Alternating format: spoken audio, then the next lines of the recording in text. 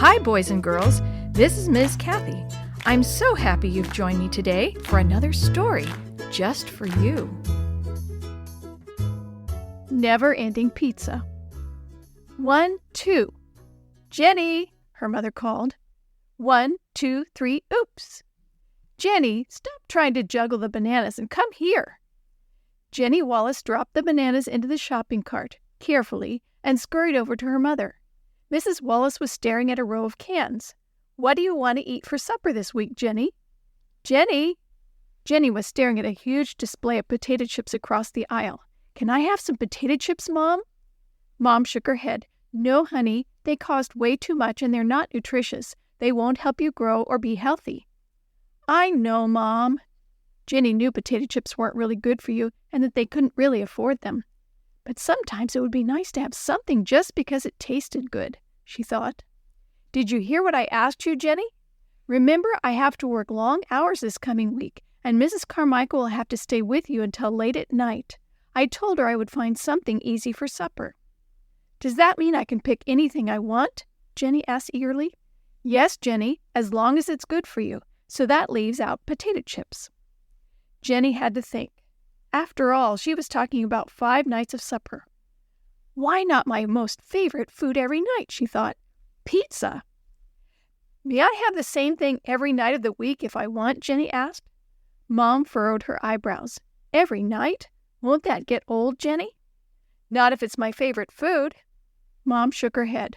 I know what that means. You want pizza every night. Are you sure you don't want something different once or twice? Jenny shook her head.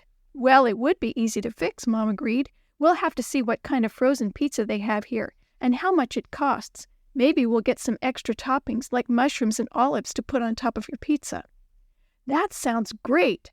Jenny was imagining all the pizza, and all for her. Well, first, run back and get another head of lettuce. If you're going to have pizza, you have to have a salad every night, too. On the way home, Mrs. Wallace went over the plans again. I won't be home until after 10 o'clock, so Mrs. Carmichael will be putting you to bed. Oh, Mom, can I put myself to bed? But I wish you weren't going to be working so late. It'll be a long week, I know, but this is a good chance for me to make some of the extra money we need. Mom reached over and patted Jenny's hand. Do you remember the chores you were going to help me with? Vacuum, dust, wash the dishes every day, keep my room clean, and put all the dirty clothes by the washing machine. Jenny had a lot of time to remember the list. Vacuum, dust, wash, clean, she repeated in her mind as she pushed the vacuum cleaner across the living room carpet the next afternoon.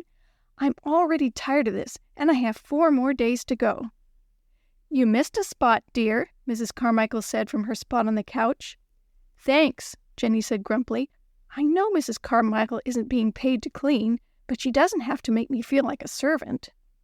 I'm sure glad you like pizza so much, Mrs. Carmichael added. It's easy to fix. At least supper will be a good part of my day, Jenny thought. And it was. I can't wait until tomorrow night, she thought as she drifted off to sleep. The next day seemed even longer. I don't know how Mom gets everything done, Jenny said as she carried dirty clothes to the utility room. This is only Tuesday, but I wish it was Friday.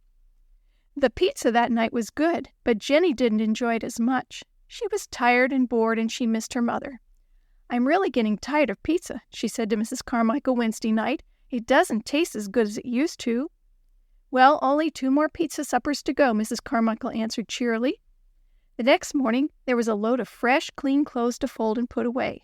It was like that all week. Jenny was either bored or busy working, or both. By Friday, she was grumpy. Thank goodness tomorrow is Sabbath, she said out loud in her room. I need the rest. Now I know why Mom looks forward to Sabbath so much. I'm sick of this pizza, Jenny said at supper that night. I don't think I could eat another bite. Now, Mrs. Carmichael said, let's not waste any food. Jenny made a face and swallowed. The next morning in the shoebox, Mrs. Shue talked about the lesson.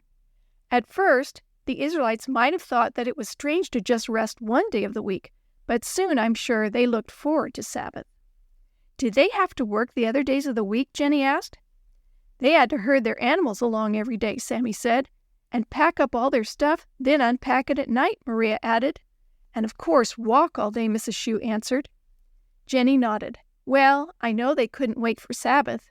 She told them about her week of work. I haven't been so happy to see a day coming since my birthday. Mrs. Shue smiled. Well, I guess you learned why God created Sabbath for people. We need it. Then she went back to the lesson. Remember, the people didn't have to hunt for food every day. God gave them manna to eat. Every day? Jenny asked. All the time? I hope it tasted better than pizza. Maria looked at Jenny as if she had gone crazy. What? Better than pizza? I don't think so. What could be better than pizza? Willie asked. Jenny sighed. Believe me, pizza all the time gets old. I know.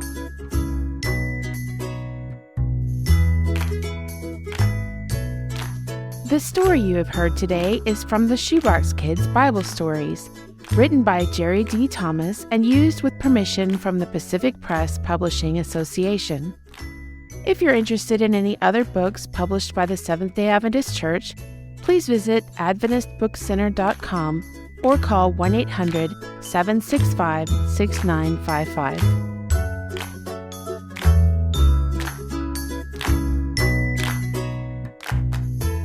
This podcast is a production of the Carolina Conference of the Seventh-day Adventist Church.